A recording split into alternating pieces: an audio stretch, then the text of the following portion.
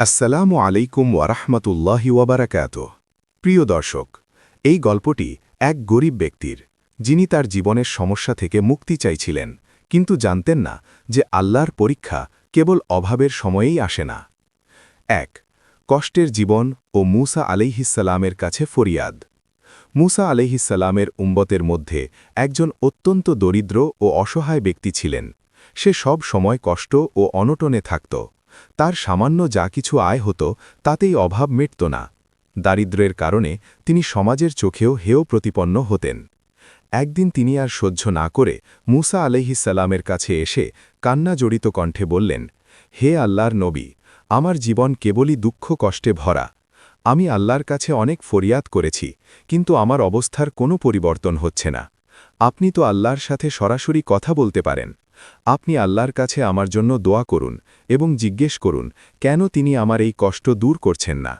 আমি ধনী হতে চাই, যেন আমি মানুষকে সাহায্য করতে পারি এবং শান্তিতে জীবনযাপন করতে পারি। মুসা আলাইহিসসালাম লোকটির দুঃখ দেখে দয়া পরবশ হলেন। তিনি যখন আল্লাহর সাথে কথা বলার জন্য তুর পাহাড়ে গেলেন, তখন এই বিষয়টি আল্লাহর কাছে পেশ করলেন। ২. আল্লাহর জবাব ও শর্ত। আল্লাহ সুবহানাহু ওয়া তাআলা মুসা আলাইহিসসালামকে জবাবে বললেন, হে মুসা, আমি এই বান্দার কথা শুনেছি। তাকে বলো, আমি তার ভাগ্য পরিবর্তন করে তাকে ১ বছরের জন্য ধনী করে দেব। তার এই ১ বছর প্রাচুর্য থাকবে, যেন সে যা ইচ্ছা তাই করতে পারে। তবে তাকে মনে রাখতে হবে যে এই ১ বছর অতিবাহিত হবার পর তার সম্পদ আবার চলে যাবে এবং সে আবার পূর্বের অবস্থায় ফিরে যাবে। মুসা আলাইহিসসালাম ফিরে এসে সেই ব্যক্তিকে আল্লাহর সিদ্ধান্ত জানালেন এবং শর্তটিও পরিষ্কার করে দিলেন। লোকটি আল্লাহর এই দান পেয়ে অত্যন্ত খুশি হল এবং তৎক্ষণাৎ আল্লাহর দেওয়া ঐশ্বর্য লাভ করল। ৩. প্রাচুর্যে কৃতজ্ঞতা ও দান। ধনী হবার পর লোকটি বিস্ময়করভাবে তার পূর্বের অবস্থা ভুলে গেল না। তার অন্তরে আল্লাহর প্রতি কৃতজ্ঞতা ছিল এবং মুসা আলাইহিসসালামের সতর্ক বাণীও মনে ছিল। তার এই সময় মাত্র ১ বছর। সে ভাবল, আমার হাতে মাত্র ১ বছর সময় আছে। এই সময়ের মধ্যে আমি কেবল ভোগবিলাস করে সময় নষ্ট করব না। আল্লাহ আমাকে দিয়েছেন যাতে আমি তার কৃতজ্ঞতা প্রকাশ করতে পারি।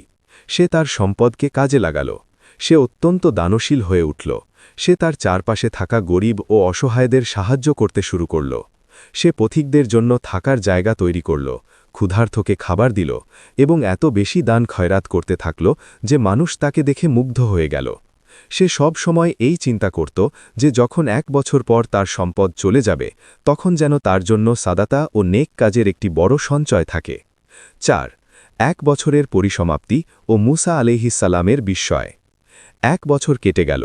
সময় মতো মুসা আলাইহিসসালাম সেই ব্যক্তির কাছে গেলেন, এই ভেবে যে তার তো এখন সম্পদ চলে যাওয়ার কথা এবং সে আবার পূর্বের অবস্থায় দরিদ্র হয়ে যাবে।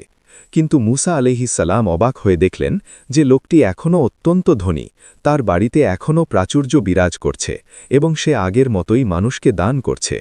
তার সম্পদের কোনো কমতি হয়নি। মুসা আলাইহিসসালাম অত্যন্ত বিস্মিত হলেন এবং তুর পাহাড়ে গিয়ে আল্লাহর কাছে জানতে চাইলেন, হে আমার রব, আপনি তো বলেছেন ১ বছর পর তার সম্পদ চলে যাবে এবং সে পূর্বের অবস্থায় ফিরে যাবে, কিন্তু আমি দেখলাম সে এখনও ধনী এবং দান করে চলেছে। এর কারণ কি? আল্লাহ সুবহানাহু ওয়া তাআলা উত্তর দিলেন, হে মুসা, আমি তাকে ১ বছরের জন্য ধনী করেছিলাম। সে শর্ত মেনে নিয়েছিল, কিন্তু সে যখন আমার নেয়ামত পেল, তখন সে কেবল ভোগবিলাসে মত্ত না হয়ে আমার আল শাকুর নামের যথার্থতা প্রমাণ করল। সে এমনভাবে দান করা শুরু করল যে তার দান কখনো ফুরায় না। সে তার নিজের দারিদ্র্যের কথা ভুলে গিয়ে আমার অন্যান্য অভাবী বান্দাদের প্রয়োজন পূরণ করতে শুরু করল। সে আমার কাছে ধনী হবার জন্য চেয়েছিল, কিন্তু আমি দেখলাম সে আমার বান্দাদের প্রতি এত বেশি অনুগ্রহশীল হয়েছে যে সে এখন আমার দাতা আল ওয়াহাব গুণের প্রতিচ্ছবি। মুসা, যে আমার কাছে নেয়ামত পেয়েও তার কৃতজ্ঞতা জ্ঞাপন করে এবং আমার অন্য বান্দাদের উপর আমার দয়ার হাত বাড়িয়ে দেয়, আমি তাকে আর ফিরিয়ে নিতে লজ্জা পাই। মুসা তখন বুঝলেন, আল্লাহর পরীক্ষা কেবল অভাবের মাধ্যমে হয় না, বরং প্রাচুর্যের মাধ্যমেও হয়, এবং কৃতজ্ঞতা, দান ও উদারতা আল্লাহকে এতটাই সন্তুষ্ট করে যে তিনি তার শর্তও পরিবর্তন করে দেন। এই গল্পটির মূল শিক্ষা হল, কৃতজ্ঞতা পরীক্ষার মূল চাবিকাঠি। আল্লাহ যখন কিছু দেন, তখন পরীক্ষা করেন যে বান্দা কতটুকু কৃতজ্ঞ।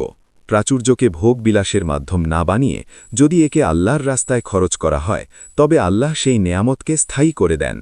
দানের ফল। লোকটি জানত তার সম্পদ সীমিত সময়ের জন্য, তাই সে তা স্থায়ী করার জন্য আল্লাহর পথে বিলিয়ে দিতে শুরু করে। আল্লাহর কাছে সবচেয়ে প্রিয় আমল হল মানুষের উপকারে আসা। আল্লাহর দয়া। আল্লাহ দয়ালু, তিনি তার বান্দাকে শুধু পরীক্ষা করার জন্য দেন না, বরং সুযোগ দেন যেন সে তার নেক আমলের মাধ্যমে সেই নেয়ামতকে তার জন্য স্থায়ী করে নিতে পারে। যদি ভিডিওটি ভালো লেগে থাকে, টিকটক বা ফেসবুক থেকে দেখলে ফলো করে দেবেন, আর ইউটিউব থেকে দেখলে সাবস্ক্রাইব করতে ভুলবেন না। ইনশাআল্লাহ পরের ভিডিওতে আবার দেখা হবে একটি নতুন ইসলামিক শিক্ষণীয় গল্প নিয়ে। ততক্ষণ পর্যন্ত আল্লাহ হাফেজ।